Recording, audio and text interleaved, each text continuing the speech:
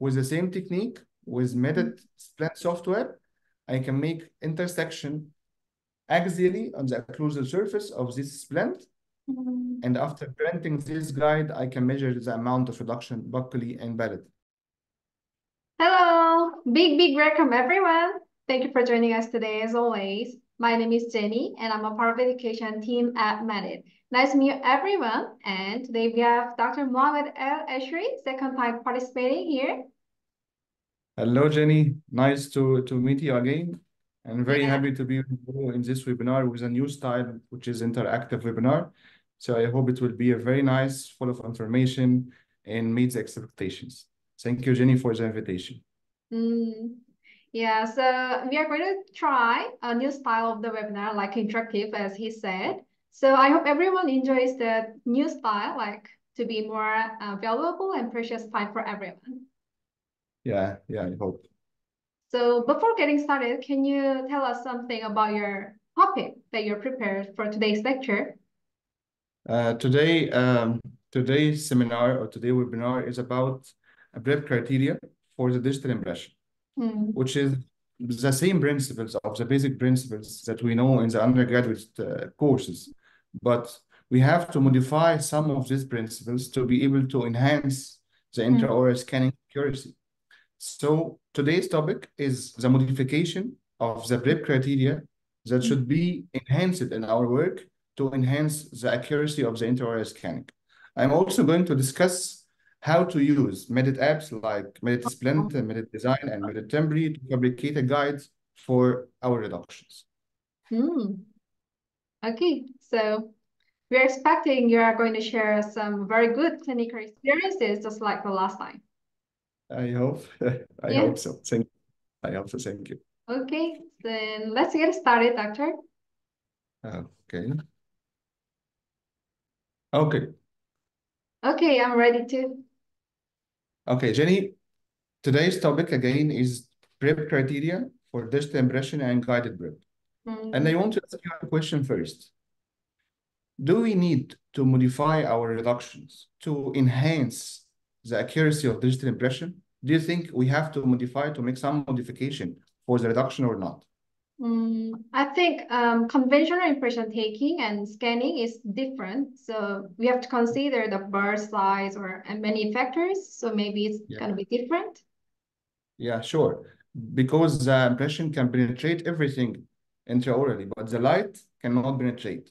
So the keyword of today's webinar is the visual interferences. We are trying to limit the visual interferences to obtain a very nice and ideal scan. So this is the keyword of today. I will say it a lot today, which is visual interferences. Visual interference. Yeah, and then guided preps. The rule of guided preps is to control the depth of the reduction and to mimic the design that we want to achieve. Sometimes we are doing smile design or design of the final restoration, and they want to achieve this design exactly. So I'm doing a guide to achieve this amount of reduction, the enough amount of reduction for the ideal outcome. So I'm using Medit Design, I'm using Medit Splint, I'm using Medit Temporaries, and Medit CAT or CliniCAT. So let's start our webinar with you. In the last webinar, Jenny, I discussed 5 concerns regarding the achievement of the required precision, starting from the prep criteria, which is today's topic, and then tissue management. And I receive a lot of comments, a lot of appreciation regarding this webinar because I give insights on the many techniques of gingival retraction methods. Ideal data, also part of the topic today. Models, are we still in need for models or not? Which is another topic. And finally, occlusion. To achieve ideal occlusion in the final restoration is very critical. And also to record the relationship in complete mouth rehabilitations is very critical. And you know that occlusion is a very, very difficult topic. So I'm trying to simplify occlusion, especially in full mouth cases, to be able to achieve a good result regarding the occlusion. So for today's topic and today's webinar, design and the quality of the tooth preparation is very critical and very crucial for optimum biological and mechanical and aesthetic outcome.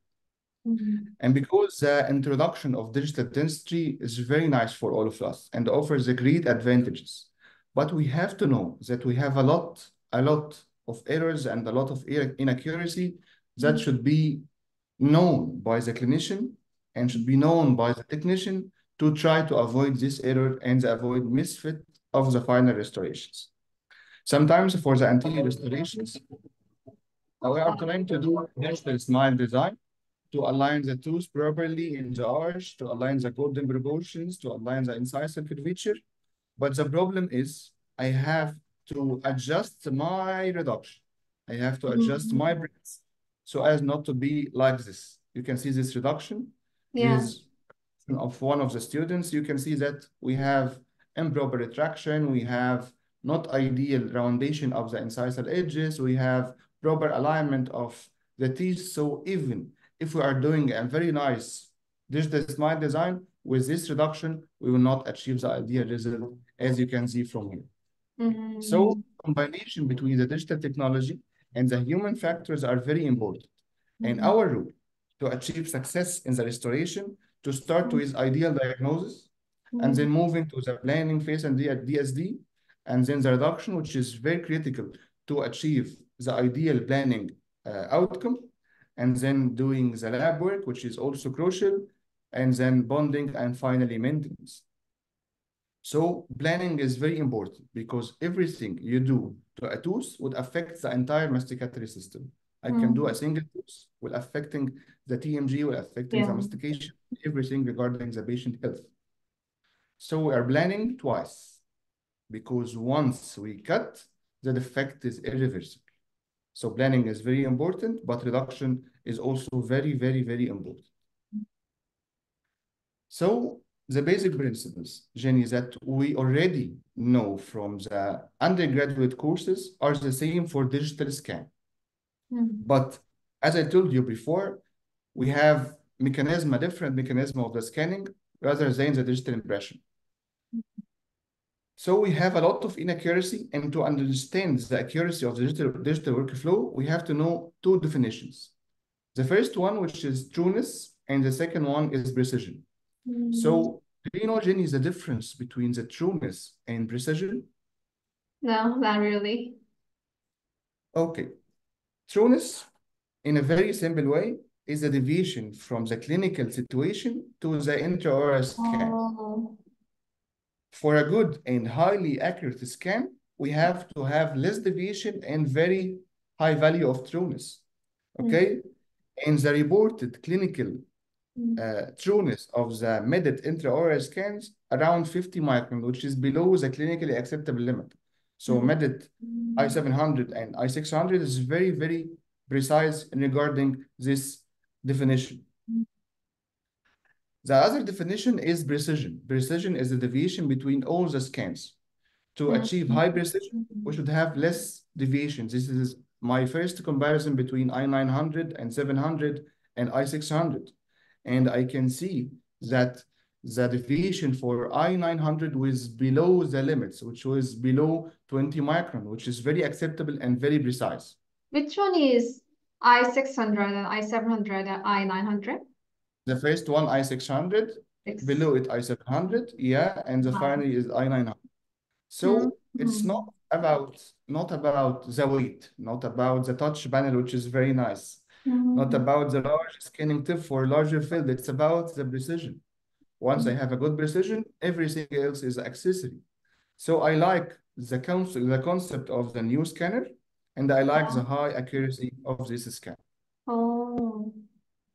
So the clinician should know the digital workflow process and the three phases of the digital workflow, starting from the generation of the 3D replica of the clinical situation with the scanning, and then moving to designing softwares, and then moving to the manufacturing. And from moving from one phase to another phase, we have a lot of errors that should be avoided because these errors will have a cumulative effect and it might affect the final outcome of the restorations.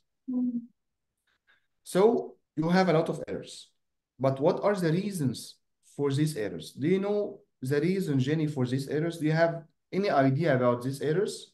we have so many errors from the beginning, like scanning, Yeah, designing, milling, everything. sure. Perfect. Yes, yes. When we are starting with the intraoral accuracy or trueness, we have a limit of the errors, which is from 50 micron to 150 microns. Mm. And then from the data acquisition and moving from intraoral scanning to the design software, we have Yeah. an error range from 9.7 microns. Mm. And then in the manufacturing, we have an errors around 5 to 25 microns. The sum of all of these errors is very big, Mm. 146, which is very big. So this Oh. errors looks minimal regarding uh, our imagination of the final restoration fit.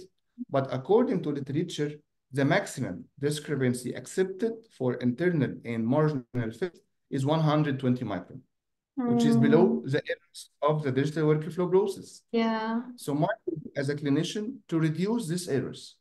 And the thing that I can reduce is the iOS trueness errors. I have to reduce these errors to minimum to be able to achieve a final restoration with ideal fit.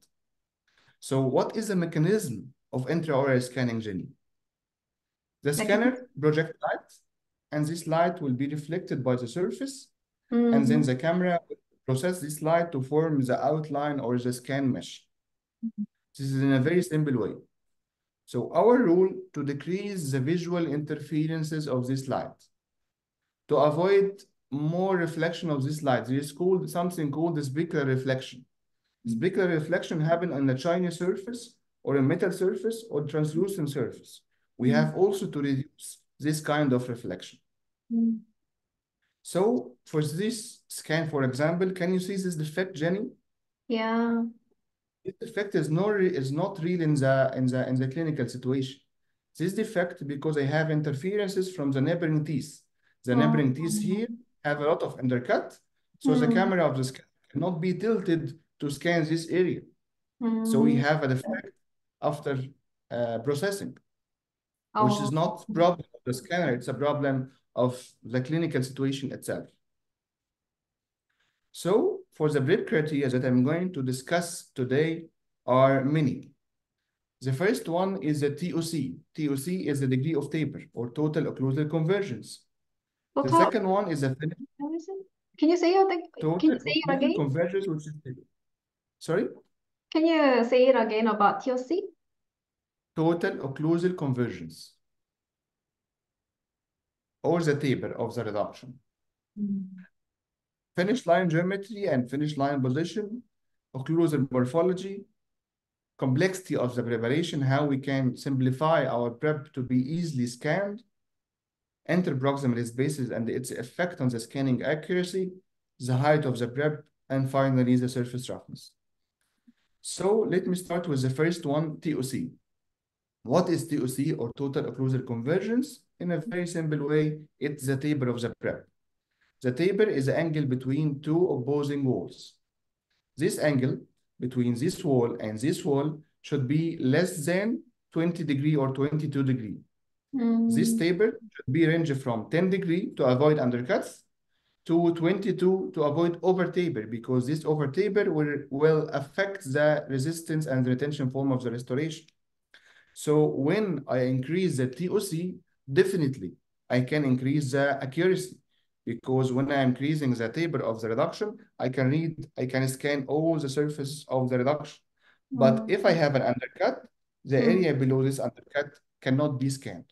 So it's very important to do this in the clinical situation. So not less than 10 degree to avoid undercuts and Mm. not more than 22 to avoid over taper and to avoid loss of retention and resistance.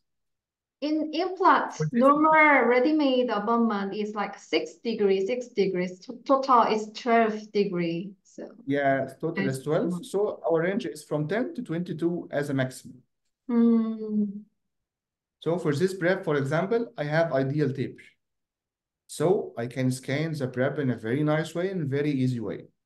But if I have an undercut like this, the scanner cannot record this area below the undercut and above the finish line. Yeah. Can you see this scan, Jenny? This is my first scans with iOS. Oh, Can you see the distal surface? We have a lot of something of yeah. errors. We have a lot of distal surface. Yeah, after processing. This patient Mm. have a limited mouse opening. Ah. And I cannot tilt this scanner to the distal surface would have a lot of undercut. So we have visual interferences. So after the processing, we have this noise above the finish line. Because a lot of clinicians sends me scan like this. Don't know why there is a problem in this scan. I did everything right, but you didn't scan right. You didn't enhance your reduction to enhance your final scan, which is very also important and crucial. Mm.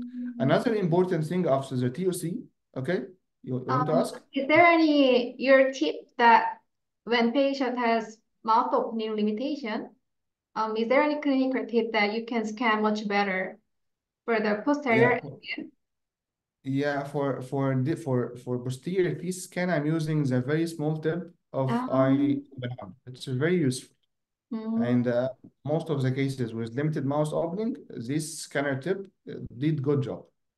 okay. And also, if I have limited mouse opening, I have to increase the taper of the distal surface of posterior teeth for easier scan, as Mm, long as to not interfere with the resistance and the retention form. mm, The okay. next one is the abutment height, is the prep height. We Mm, have a definition which is called active preparation height. This height is the distance between the finish line to the occlusal surface. This height should be from 3 to 4 millimeter, given that we have an ideal degree of taper. If we have degree of taper from 10 to 20 or 22, to achieve a good resistance and retention form, the height of the prep should not be below 3 to 4 millimeters, which is good for the scanner to read. But the problem is when I have a short teeth, a very short teeth, with long interproximal, with long adjacent teeth, the yeah, scanner cannot record the area of the finish line and cannot record the area below the contact of the neighboring teeth. yeah. So we have to modify my prep. When I have a longer reduction or when I have a long adjacent teeth, I have to increase the TOC angle. I have to increase the taper to be able to record this area. Because with longer brips, with narrow interproximal spaces, the scanner cannot be tilted to scan this area, leading to Mm, noise. Like in this scan, this is a prep of me. I did it for a temporary restorations. Okay, so you yeah. can see that I have barrier walls Mm, and very long teeth, very long adjacent teeth. So this yeah. is the scan. You can see a lot of noise here and noise here and noise here because Where? the scanner cannot be tilted to record this area. So it's not the defect of the scanner itself, it's the defect of the scanning process, my scanning process, and the taper of the reduction. I should enhance the taper of these reductions. Mm, Another important thing for the partial coverage restoration and intracoronal restorations. For the extracoronal restoration, we need more taper. But for the intracoronal, we need more divergence of the wall to be able to record these internal line angles. We have to make very flaring of the walls to be able to tell the scanner to record these areas. mm, So also for the partial coverage, we have to simplify our reduction to be able to record the finest detail of the prep. As you see here, the walls are divergence and mm, we have flaring for all the line angles. So this is a final scan, very nice and very accurate. The second important thing, Jenny, is the rounded line angles.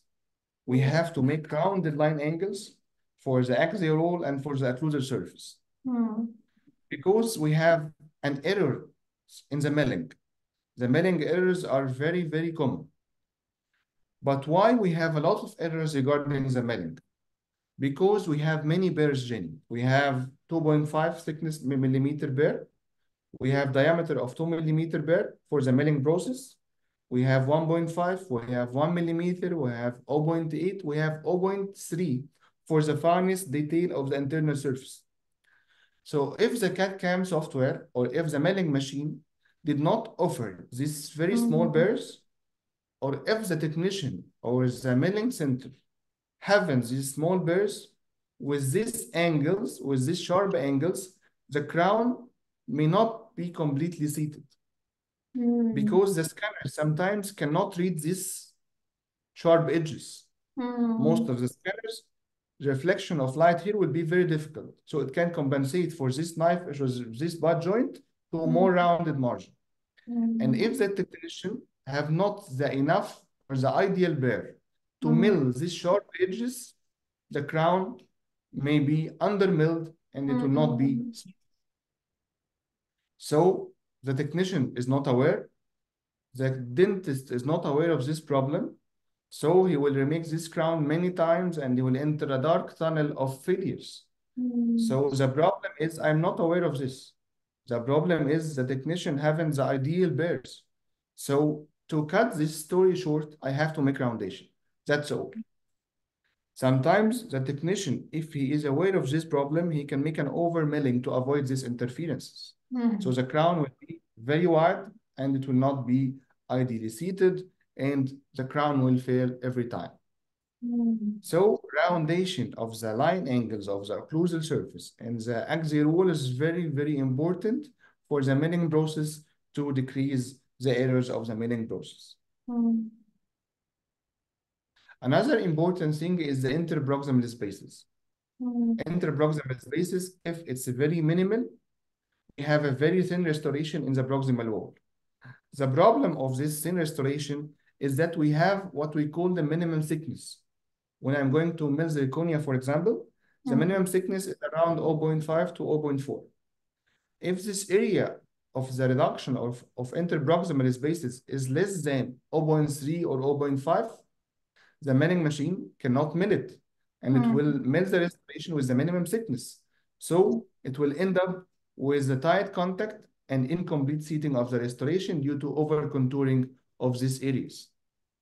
So it's also not the problem of the technician.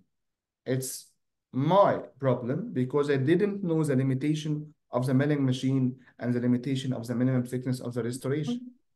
And also, this close proximity of the adjacent teeth will affect the scanning process as it will cause visual interferences with the light projection and the light reflection. Another important thing, Jenny, which is finish line geometry. The same for the line angles. When I have shoulder finish line, I have 90-degree angle here. So it might show some degree of errors in the milling. So if you want to do shoulder finish line, you have to make roundation for these internal angles for complete seating of the restoration, like in this situation. I am doing chamfer finish line with rounded line angle, so I am ensuring the complete seating of the restoration. Also, many scanners cannot recall the 90-degree angle of the finish line here. So it's better to make roundation for easier scanning and higher trueness. The next one is the finish line position that I discussed in the last seminar.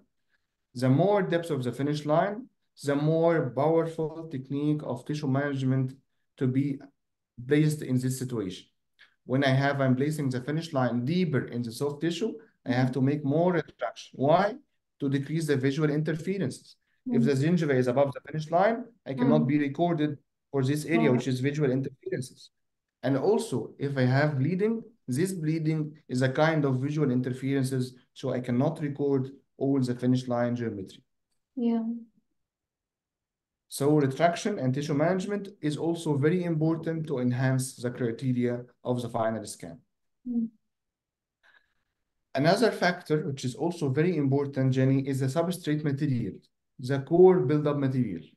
If I'm placing amalgam, it's a kind of history, but some of the dentists are still placing amalgams. After making the reduction and finishing and polishing, the amalgam is shiny. So it's like metal scan. We have a kind of a split reflection with noise on the surfaces, which will affect the accuracy of the reduction.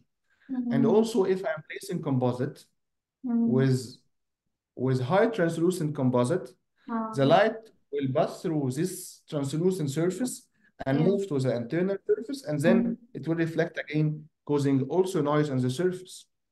So my preference usually is to place composite with darker shades and with high Mm-hmm. opacity.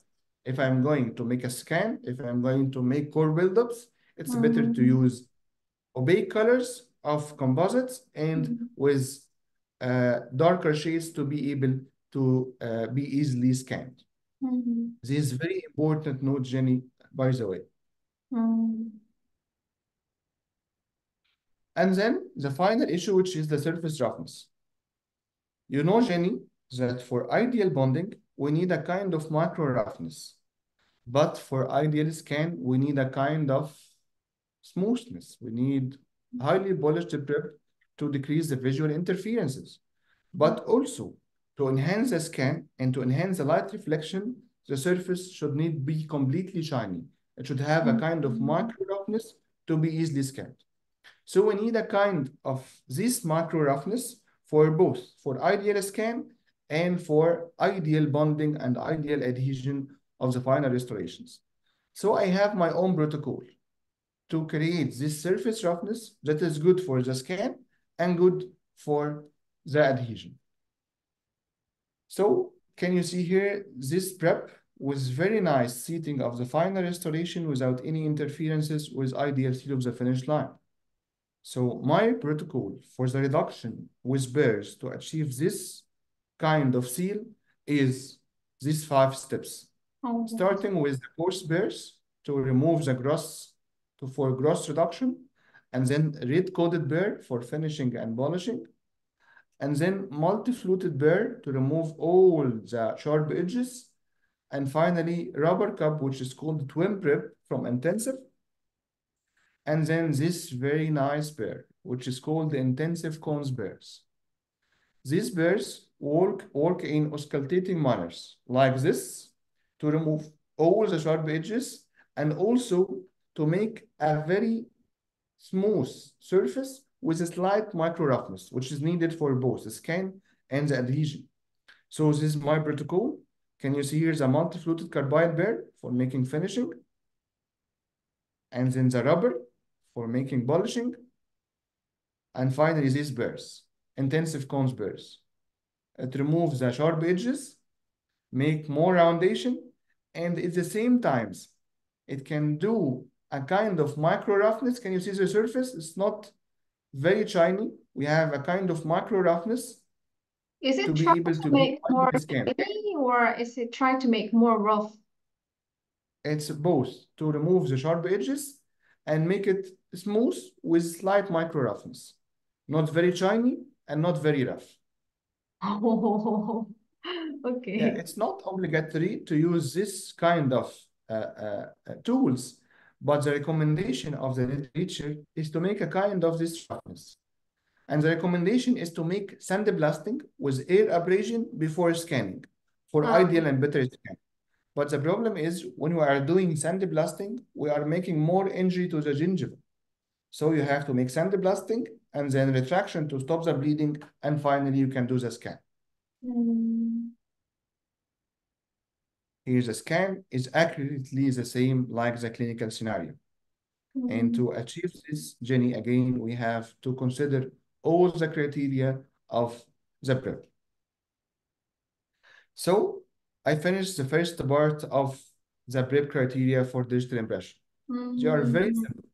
They are very easy to do, but we have to know the limitations of the intraoral scanners to be able to modify your preps, modify your core materials, modify your bears also.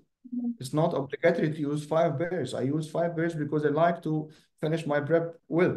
But you Yeah. can use 1 bear, you can use 2 bears, you can use sandblasting to achieve the ideal outcome.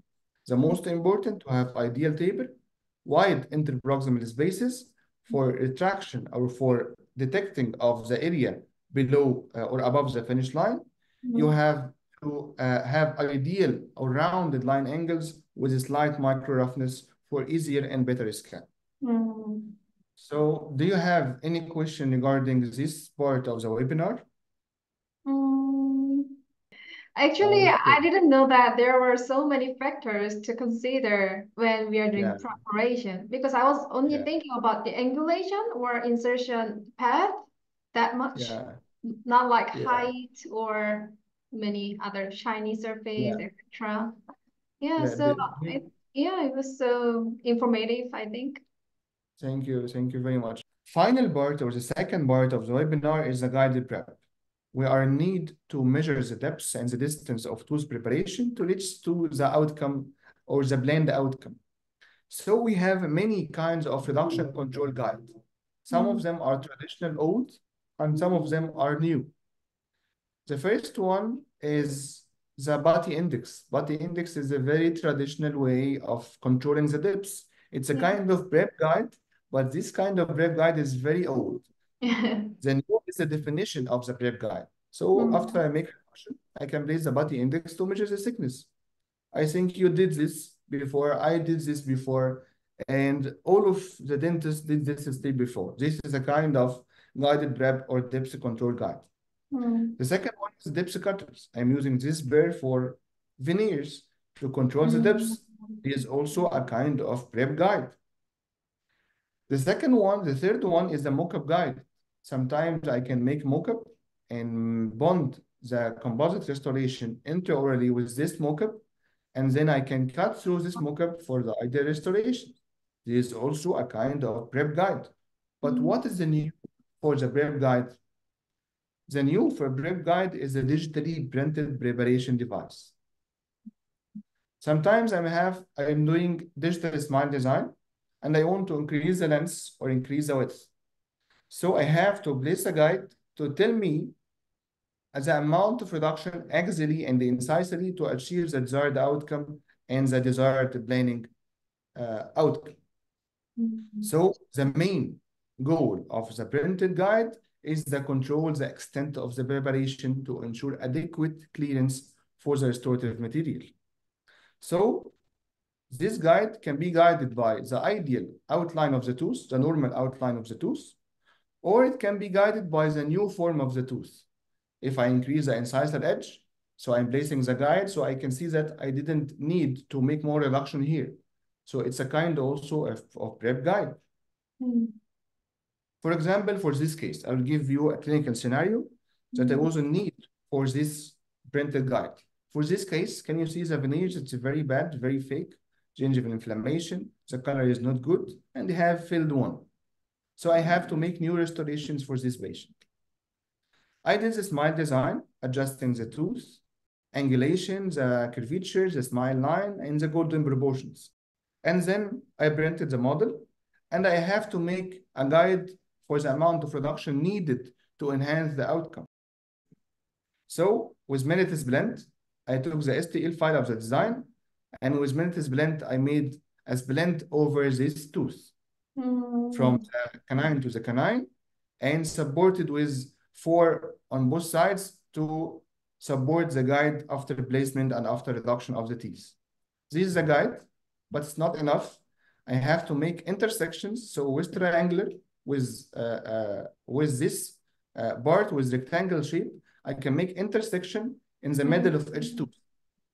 I remove this from this, so I have this kind of prep guide, completely with Medit blend.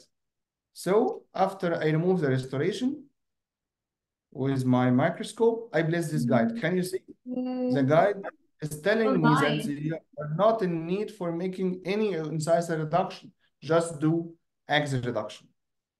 So I have to make rounds. This is the final reduction, sandblasted before scan, and this is the final scan. Very nice scan. Yeah. Finish line is clear, everything is clear. And I fabricate temporary restoration for the healing of the gingiva. And this is after 1 month with very nice healing. Oh. A very nice trick that I did in this case. It's not the topic of today, but it's very nice to consider this trick, is to do gingival scan. After 1 month, I didn't make any retraction more. I did gingival scan. And then I overlap this scan with the retraction scan to help the technician. The first one, this scan to record the finish line position. And this one for the emergence profile, so avoiding more pressure of the restoration to the soft tissue, so avoiding recession. So can you see the level of both gingival margins, one before retraction and one after healing? And those are the mounting, virtual mounting. And this is the final restoration with natural appearance and ideal status. Another situation, another clinical situation that was I'm in need to invent a kind of prep guide, which is this situation. This patient with a rotated central and this central old BFM, this patient went to make this crown like this tooth. So I have to make a crown which is slightly rotated. So what to do in this situation? With Medit design, I removed this tooth and I made mirroring of the neighboring tooth. I made mirror, revert. So I combine this tooth with the base of the model. Now I have the same outline and same dimension. And then with Medit, this is the final shape that I want to achieve. And then with Medit blend, I fabricate a guide. This is a guide. And then with a rectangle, I make intersection in the middle of these preps with the same technique.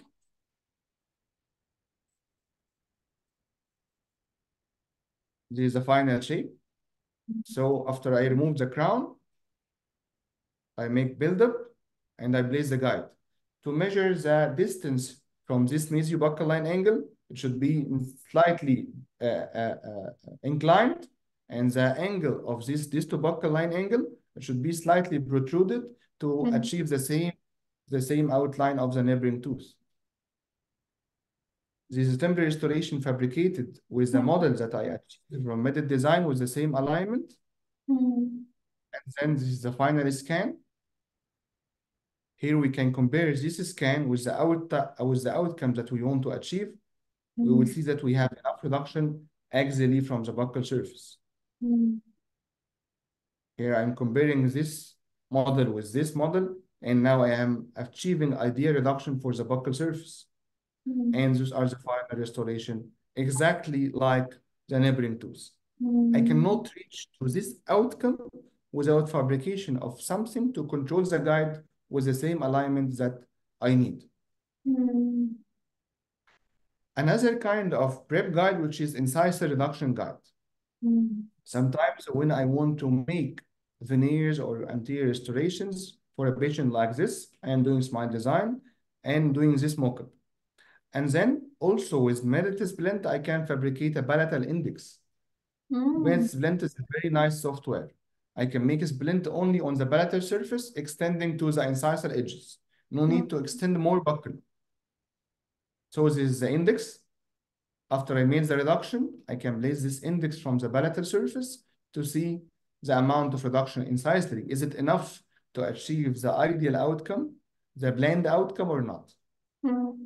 Here there are the reductions.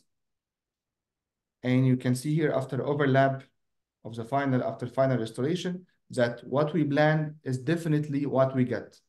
You can see the level of incisor edge here. It's the same level of the final restorations.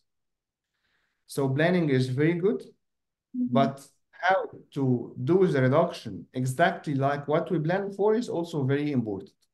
So with Medit splint, it's a very easy trick. It will take only 2 minutes with you to make this palatal index or this palatal guide. This is another kind of palatal guide for two I'm centers. sorry. So why did you make the guide only for palatal side? Because I want to enhance the length of the tooth. So if I want to measure the length of the tooth, I cannot measure it from the buccal surface. I will not see the whole prep. Right. When I'm placing from the palatal, I can see the incisor reduction, proximal reduction from here and here. Like this And case as well. Yeah. And if I want to see the axial reduction, I can make buccolingual guide like this. Here I can see the buccal reduction and palatal reduction. With the same technique, with Medit splint software, I can make intersection axially on the occlusal surface of this splint. And after printing this guide, I can measure the amount of reduction buccally and palatal to achieve the desired planned outcome.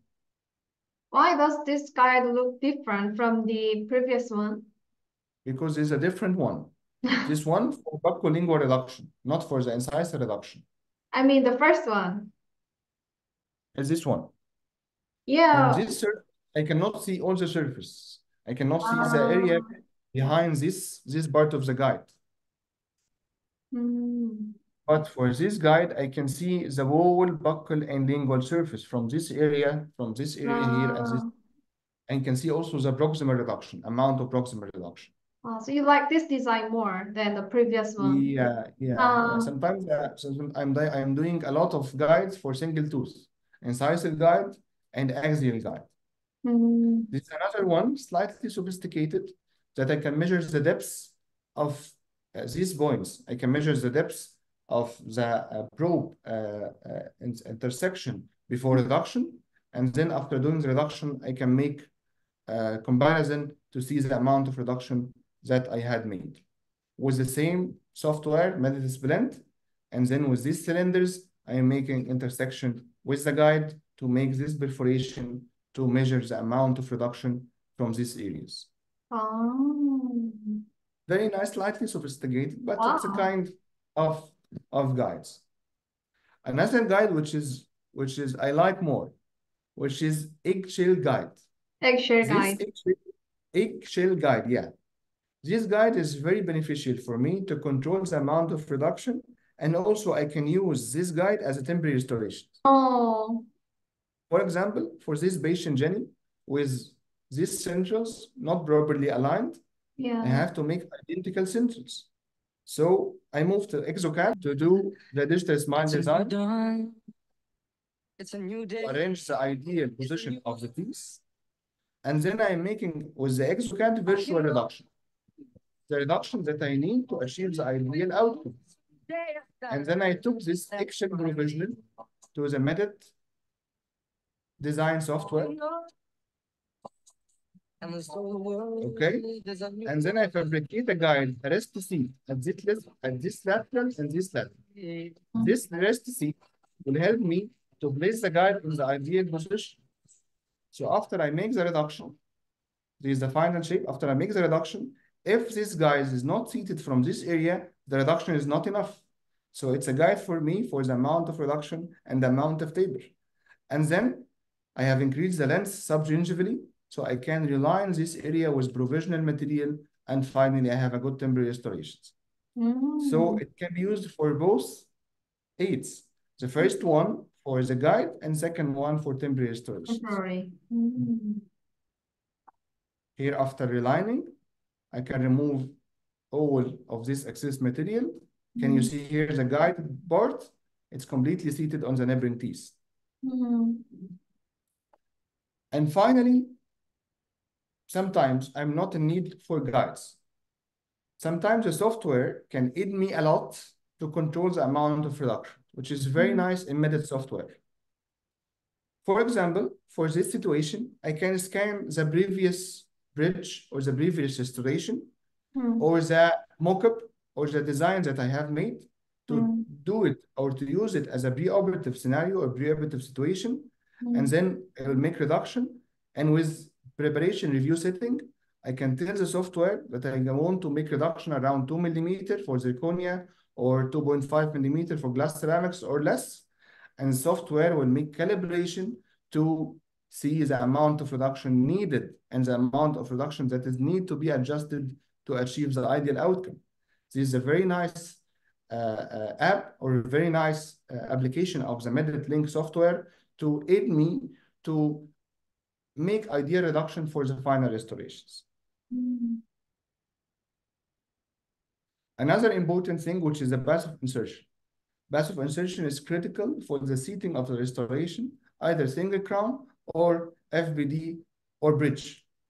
So for example, if I have an undercut like this, if this undercut beyond the finish line, it would be good. I can block this undercut and I can make a crown. But if this undercut is very big, cannot be blocked and leading to open margin, which is completely wrong. So with the software, I can select the area of the bridge. I'm making bridge from lateral to the center, adjusting the passive insertion, and please tell me the passive insertion is good or not. The software can tell me that I have undercut here and undercut here. I can adjust and take another scan, and I finished. So it's a very nice aid and very nice technique to decrease the problems of passive insertion and decrease the problem of undercut before even sending it to the lab. So thank you, Jenny. And I hope I did the all things needed regarding the prep criteria and guided prep. I need to talk more about reduction in another webinars, maybe to design and to make idea reduction for full coverage and full mouse and partial coverage, because I'm not talking today about the basic principles. I'm talking about the modifications that we need to achieve the accuracy of the final scan. This is the QR code for my Instagram account, and this is the clinic QR code for my Facebook account. I will be very happy to make a good interactions with the audience and a good interaction with Medit users. And thank you. Okay, thank you for explaining very well, and your illustration really helped us to understand much better. Thank you. Thank you very much, Jenny. Do you have any question regarding the prep guide? It was really good to see all different kinds of the prep guides with Medit Thank apps. you It very was really amazing. So sure. Okay. Thank you. Thank you for your support and for invitation for this very nice new style of webinar. I think the next one should be online with direct interaction with the audience. yeah, if the everyone likes it, maybe we can try with the live webinar next time. Sure. Thank you for Okay. sharing all your tips with us today. So you'll be able to watch this webinar on our YouTube channel, and I hope you all like this new style. Thank you for being here, Doctor. Thank you. Goodbye. Goodbye, Jenny. Bye. Goodbye. Goodbye.